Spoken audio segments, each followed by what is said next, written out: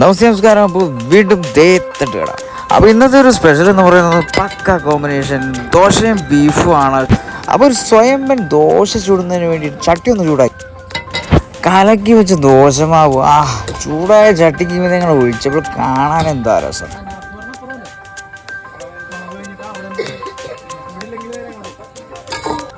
ദോശ ചൂടായതും വാഴയിലയിലേക്ക് ഒരു മറിച്ചിടും. ചൂടൻ ദോശക്കൊപ്പം beef mix ചെയ്യുന്നത് ആദ്യമായിട്ടാണ് ക്യാമറയിൽ പറഞ്ഞത്.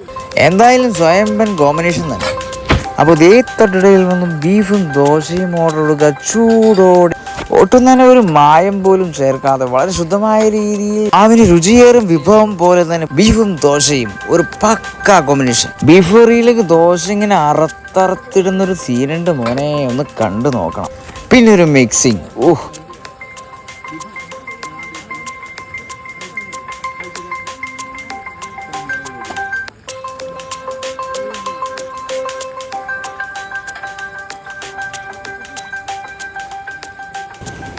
അപ്പോൾ അറുത്തെടുത്ത ദോശയും ബീഫും മിക്സ് ചെയ്ത് പാഴ്സൽ വേണമെങ്കിൽ പാഴ്സൽ, അല്ലെങ്കിൽ അവിടെ ഇരുന്ന് കഴിക്കാനുള്ള സൗകര്യവും ലഭ്യമാണ്.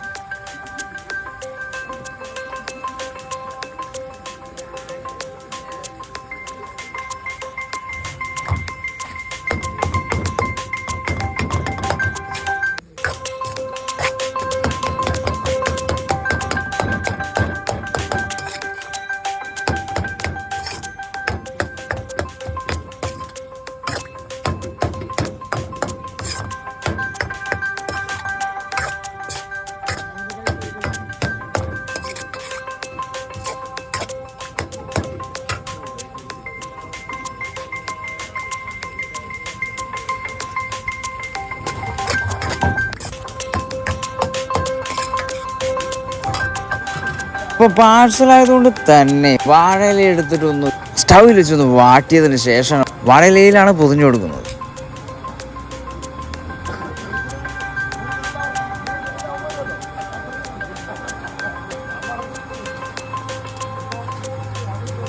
അപ്പോൾ വാട്ടിയ വാഴയില വെച്ചതിന് ശേഷം മിക്സ് ചെയ്ത ബീഫും ദോശയും വാഴയിലേക്ക് മടക്കി കൂട്ടി പൊതിഞ്ഞ് പാക്ക് ചെയ്തു. ഈ തട്ടുകടയിൽ ഒരു സ്വയംഭൻ വിഭവം ദോശയും ബീഫും മിക്സിങ്.